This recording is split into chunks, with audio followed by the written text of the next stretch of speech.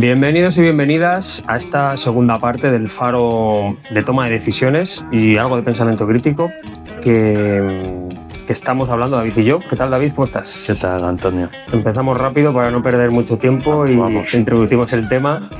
En la primera parte habíamos hablado de la contextualización para entender un poco qué cosas hay ahí o qué elementos nos impiden, como mínimo, ser más conscientes de cómo tomamos decisiones, también de por qué pensamos así y de cómo influye también, pues depende quién esté tomando la decisión, si es un individuo o con otras personas, qué cosas suceden ahí. En esta segunda parte vamos a hablar de además cosas más concretas a poder hacer. Igual sale algún término nuevo y tal, lo explicaremos muy rápidamente, pero el objetivo de este segundo episodio es qué podemos hacer. Entonces, para poder empezar a meter cosas, y ya creo que adelantamos algo en el primer episodio, nosotros vamos a hacer desde la figura del líder. Porque aquí se pueden hacer muchas cosas en diferentes puntos, pero la figura del líder, y bueno, hay diferentes tipos de liderazgo. Probablemente liderazgo a más alto nivel, comité de dirección, pero también liderazgo intermedio. ¿Qué cosas pueden hacer estas personas que nosotros consideramos, y siempre lo hemos dicho así, que son las que tienen que canalizar y las que tienen que introducir el pensamiento crítico en las organizaciones, primero siendo ellos, ¿no? los que hacen ese trabajo de autoconocimiento y luego pues generando una cultura. Entonces, focalizando ahí, tú ya introducías una cosa en el primer episodio, que es este líder, cómo tiene que liderar desde las preguntas, ¿no? Quizás esa pueda ser una primera herramienta o una primera acción a hacer. Sí, el liderar desde el preguntar y no con respuestas, ¿no? Aquí entra también muy claro el concepto que metíamos en el primer episodio del yo auditor. Es decir, si tú entiendes por qué estás tomando las decisiones, ¿vale? Y por qué están saltando esos pilotos automáticos, y tú eres consciente de ello, puedes hacer preguntas redirigidas para también auditar ese piloto automático que tienes tú. Porque si la otra persona te da un argumento que es diferente al que tienes tú, aquí tienes que intentar, con esas preguntas, poder encontrar la forma de auditar tu propio proceso de pensamiento. Y con esas preguntas te llevará, si te hace cambiar y te hace detectar un piloto automático que te ha saltado o un sesgo que tienes en tu argumento, en tu toma de decisión, entra, creo que es clave en un líder, también la transparencia, ¿vale? Es decir, si tú ya has detectado que en tu proceso de pensamiento, gracias al argumento del otro y gracias a las preguntas para entender esa argumentación, te das cuenta que tú mismo has tenido un entre comillas, pongamos, un fallo en tu proceso de pensamiento, también decirlo. Pues es verdad. Con esto que dices y esto que hemos profundizado, me estoy dando cuenta que yo lo estaba viendo desde este otro prisma, ¿no? Eso ayuda muchísimo a generar un entorno de confianza. Esa transparencia no es más que generar entornos de confianza. Y creo que la utilización de esa herramienta de preguntas para auditar mi propio proceso de pensamiento gracias a la argumentación de la otra persona y transparentarlo, es como que engloba, ¿no? O cierra el círculo a poder construir con ese arquitecto que hablábamos, ese arquitecto de toma de decisiones, construir una decisión conjunta. Aquí también aparece lo mismo de siempre, ¿no? Es qué cosas se pueden hacer para uno mismo, qué cosas se pueden hacer cuando estamos con otros. Quizá con uno mismo es la parte siempre reflexiva, hacerte estas propias preguntas a ti también, y aquí poníamos una herramienta en su momento que era la escalera de la inferencia, ¿no? Aquí hemos hablado alguna vez, o también suele ser muy común, ¿no? Enfocar oye, para antes de tomar una decisión. Te suelen decir esto, ¿eh?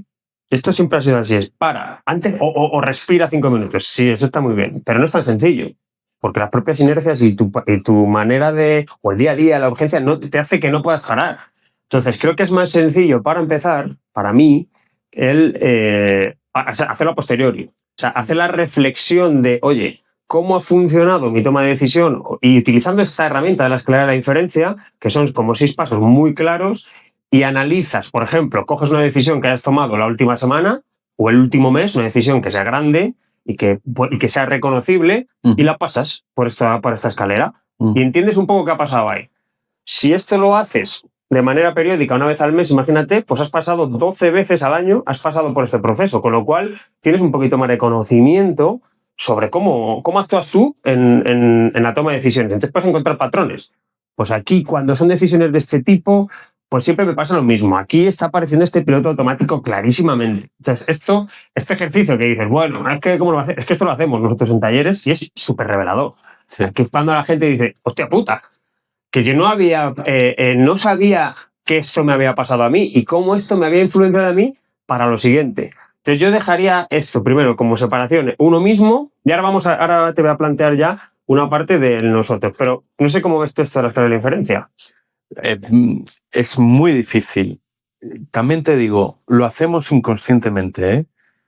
Normalmente, y además suele ser muy revelador, cuando cogemos al final del día, nos metemos en nuestra cama, en el sobre, ¿vale?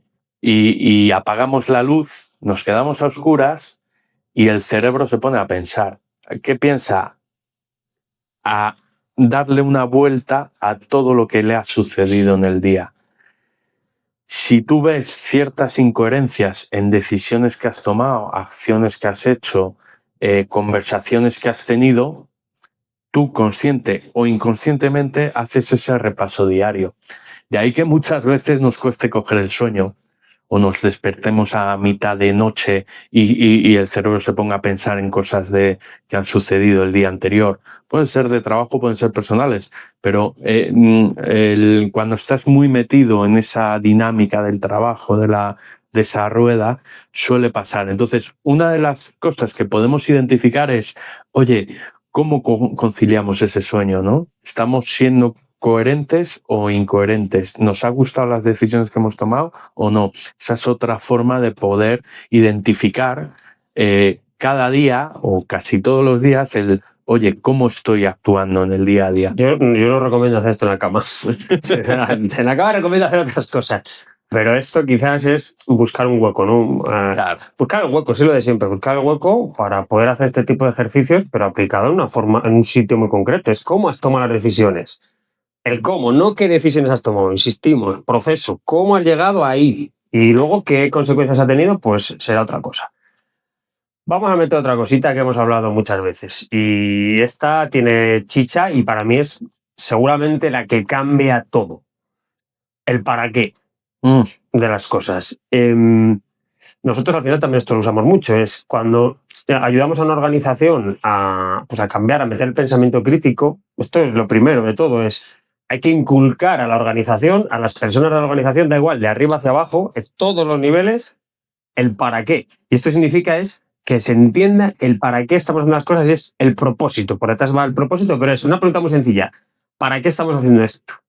Entonces, eso es lo primero que te va a ayudar a tomar mejores decisiones, probablemente. Si entiendes el para qué y, por supuesto, el por qué, dónde está la causa raíz de las cosas, pues probablemente la toma de decisiones sea más sencilla. Fíjate qué sencillo es esto y qué difícil era hacer, ¿no? Bueno, es que es difícil precisamente por esas dos preguntas que has puesto, el para qué y el por qué, que se suelen confundir. Claro, ¿vale? claro. Cuando tú preguntas para qué se hacen las cosas, pues porque hay que hacer esto. Efectivamente, es que las reacciones, pues ¿por qué? Pero no, estamos en el para qué. ¿Para qué? No claro. ¿Por qué? El por qué es el diagnóstico, el por qué, cuál es la chispa, ¿no? que ha levantado todo esto. Esta iniciativa, este problema, este proyecto, es el por qué. Entonces, todo lo que, cuando tú quieras definir el diagnóstico de algo, trabaja el por qué. Pero cuando tú quieras definir la visión, la brújula, el hacia dónde quiero ir, es el para qué.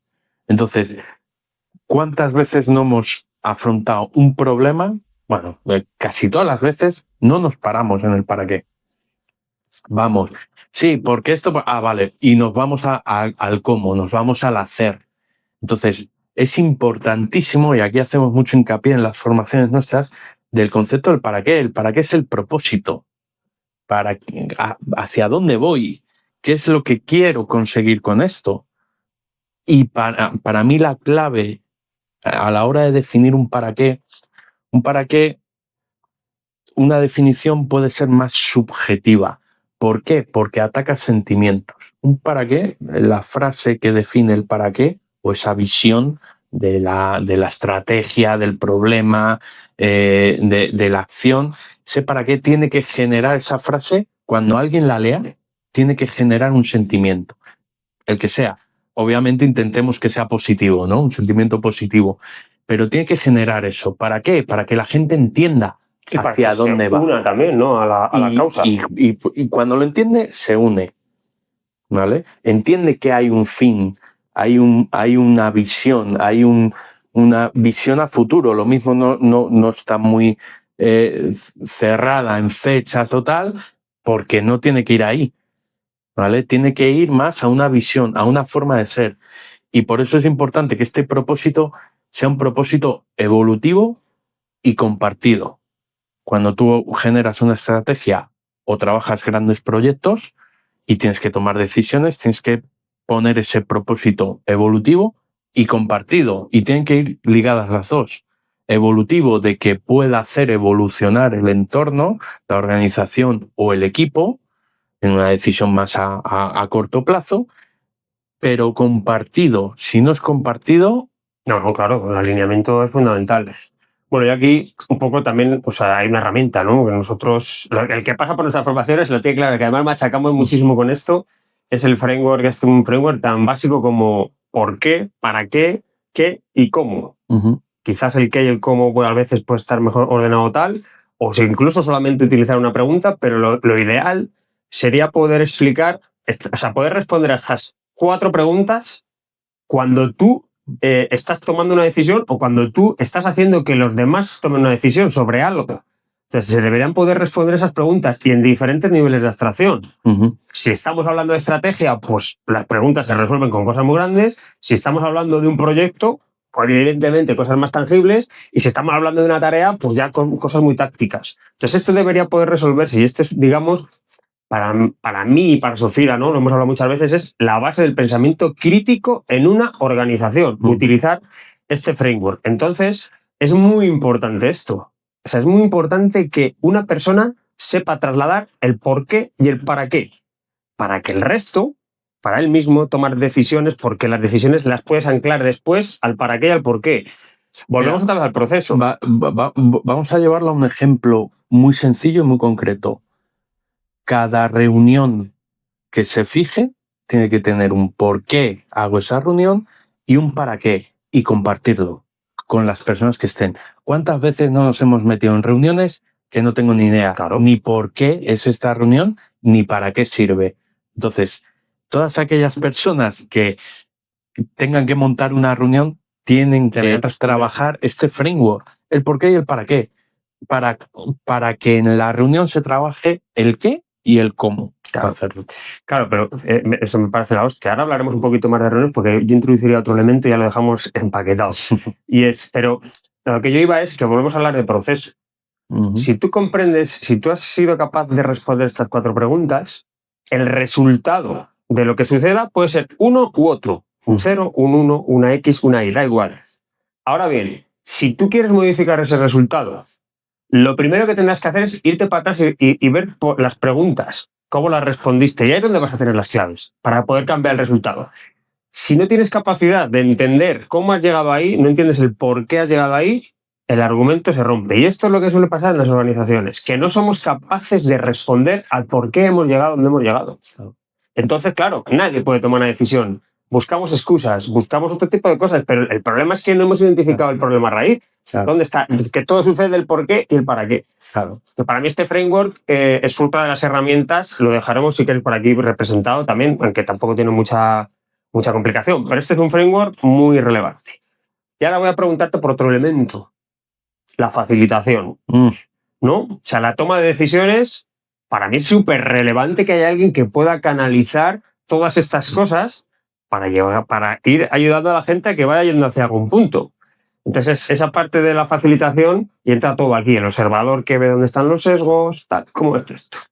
Pues a ver, la facilitación es algo que ya antes no se usaba tanto, surgía espontáneamente en las organizaciones y demás por iniciativa propia de un líder o de una persona dentro de un equipo que tiene muy interiorizado toda esta parte más crítica, ¿no? Entonces veía la necesidad de facilitar.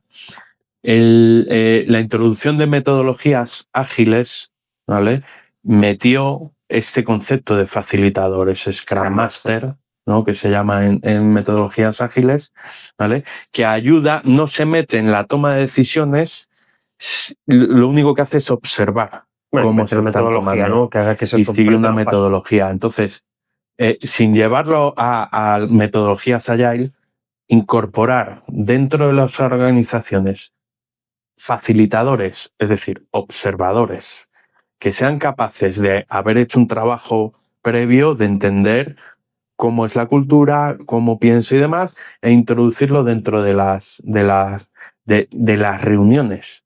En las reuniones es clave poner un facilitador.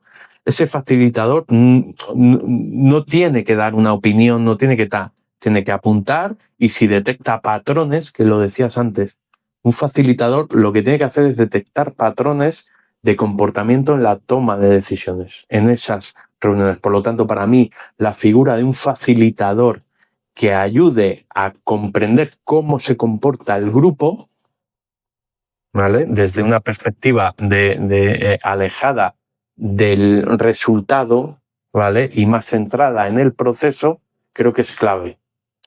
Bueno, a ver, esto lo hemos hablado también muchas veces de esta figura, pero contextualizado aquí en la toma de decisiones ya existe, ¿no? O sea, en las grandes fusiones de empresas, o en las grandes decisiones, conflictos, este tipo de cosas que requieren de canalizar, pues existen estas figuras, ¿no? Los que resuelven conflictos, los facilitadores o los negociadores, no dejan de ser esta figura que hace que posiciones se acerquen para llegar a un puerto. Quizás no hay que obsesionarse de yo en cada reunión tengo que meter un facilitador. Quizás no. Pero quizás sí también, ¿no? Que de manera estratégica las empresas al final, pues cada uno decidirá cómo hace estas cosas. Entonces, no es que hay que hacer ese rol exclusivamente, pero sí que hay cosas muy básicas a hacer. Lo decías tú, no puedes empezar una reunión si no hay un por qué y un para qué. Si no hay una agenda, si no hay unos horarios y alguien que vaya facilitando que todo el mundo hable. Ese tipo de cosas.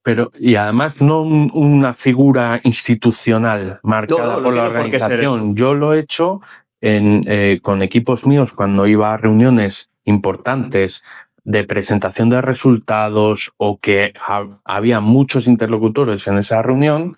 Yo a alguien de mi equipo le decía, tú ponte ahí detrás y toma notas de tal, prepárate antes, ¿no? ¿Quién viene a la reunión? ¿Quiénes son? Lo trabajamos antes y luego en la reunión apunta cosas, ¿vale?, que tú veas que suceden en la reunión para luego traerlo y ver cómo podemos mejorar nosotros como equipo a la hora de argumentar, a la hora de explicar una situación o a la hora en identificar bloqueos que tenemos nosotros, ¿no?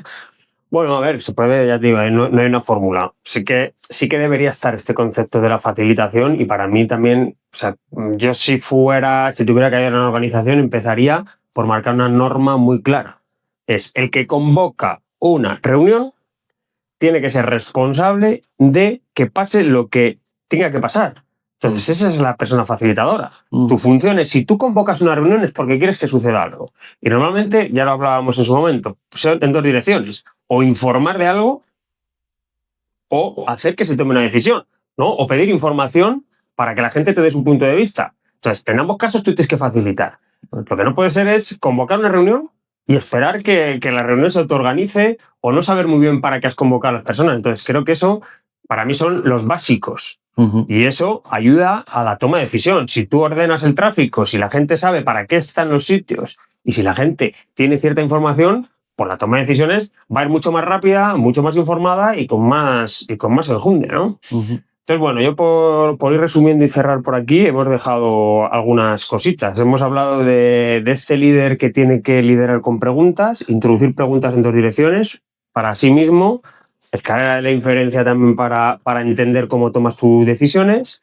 Este framework del para qué en todo, esa pregunta debe estar en todo, el para qué y el por qué. Y luego hemos metido pues algunas cosas en las reuniones también. O sea, hemos hablado de reuniones y hemos hablado de esta figura del facilitador, que al final es donde se transiciona todo. No sé si tienes alguna cosa por aquí nueva que meter. Nada, fíjate, por poner algo así en la cabeza gráfico a la gente, para mí las reuniones es la columna vertebral de una organización. Cada reunión es una vértebra de esa columna vertebral, ¿vale? Y la toma de decisiones es la médula espinal. Que hay organizaciones que tienen una columna vertebral que llega a China, ¿no? Bueno, pues dependiendo, pero habrá que simplificar, ¿no? Claro. Y habrá que partir. Pero para mí es eso, si queremos poner a un gráfico, la columna vertebral, las vértebras son las reuniones y la médula espinal es la toma de decisiones, es nuestro sistema inmune. Si hay un ataque o hay incertidumbre o hay cualquier cosa que pueda atacar a la organización, la toma de decisiones es nuestra médula espinal. Bueno, pues yo creo que hay suficientes conceptos para reflexionar en el primer episodio. En este segundo, cosas como más concretas, bien contextualizadas. Y bueno, esto es muy profundo, hay muchas cosas, pero bueno, siempre la idea de estos episodios es dejar como pinceladas de cosas que aplican directamente al día a día de las organizaciones. En este caso hablábamos de toma de decisiones. Esperemos que os sirva, que os ayude.